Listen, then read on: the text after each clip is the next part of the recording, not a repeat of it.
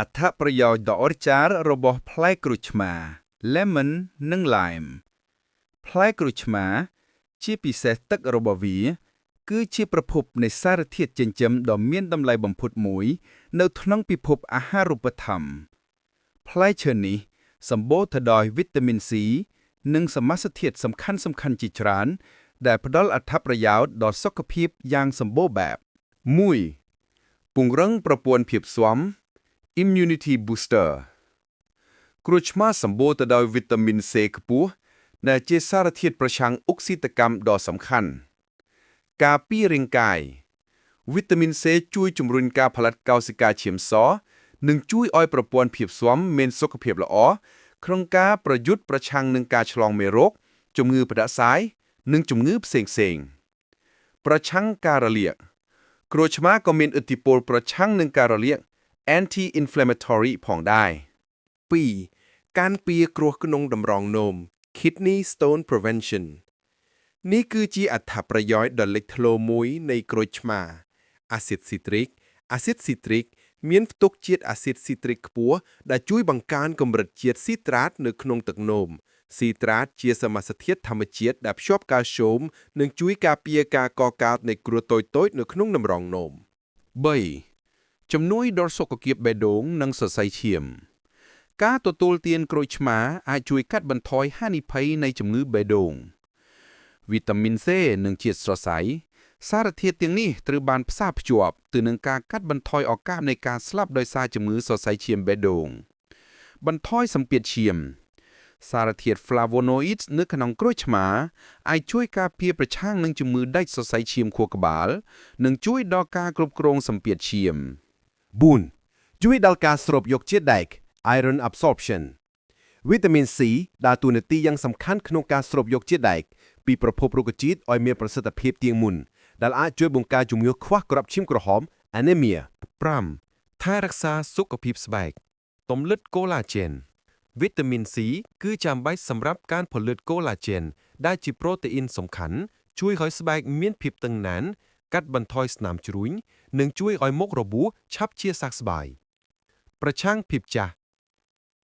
សារធាតុប្រឆាំងអុកស៊ីតកម្មការពារកោសិកាស្បែកពីការខូចខាតដែលបង្កឡើងដោយរ៉ាឌីកាល់សេរីនិងភាពចាស់មុនអាយុ 6. ជំនួយការរំលាយអាហារនិងការផ្ដល់ជាតិទឹក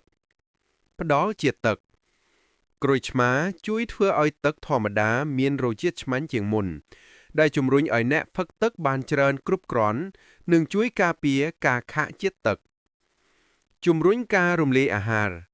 អាស៊ីតស៊ីត្រិកអាចជំរុញទឹកអាស៊ីតក្រពះ gastric juice និងទឹកប្រមាត់ដែលជួយឲ្យការរំលាយអាហារមានភាពប្រសើរឡើង 7. ជួយព្យាបាលជំងឺរលាកសន្លាក់ arthritis ការសិក្សាខ្លះបានលើកឡើងថាអាស៊ីតស៊ីត្រិក citric acid ដែលមាននៅក្នុងក្រូចឆ្មាអាចជួយរំលាយអាស៊ីតអ៊ុយរិក uric acid ដែលកកគុញលើសនៅក្នុងខ្លួនការកកស្ទះនៃអាស៊ីតអ៊ុយរិកនេះគឺជាមូលហេតុមួយនៃការឈឺចាប់និងការរលាកសន្លាក់ជាពិសេសជំងឺ gout ដូច្នេះការទទួលទានក្រូចឆ្មាអាចជួយបន្ធូរបន្ថយអាការៈទាំងនេះបាន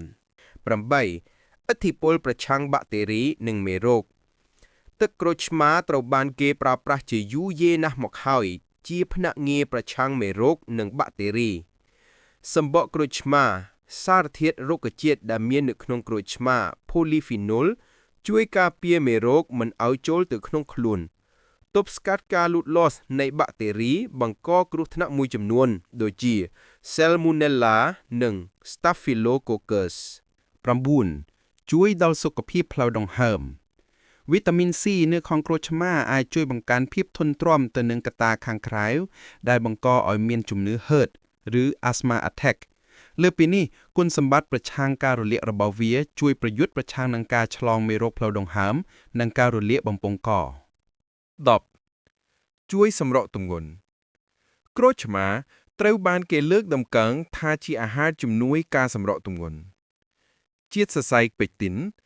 ក្រូចឆ្មាទាំងមូលជាពិសេសផ្នែកសាច់ក្រាស់ៗពណ៌សក្រោមសម្បកមានជាតិសរសៃពេកទីនដែលអាចរីកនៅក្នុងក្រពះនិងជួយឲ្យអ្នកមានអារម្មណ៍ឆ្អែតបានយូរកាត់បន្ថយចំណង់អាហារ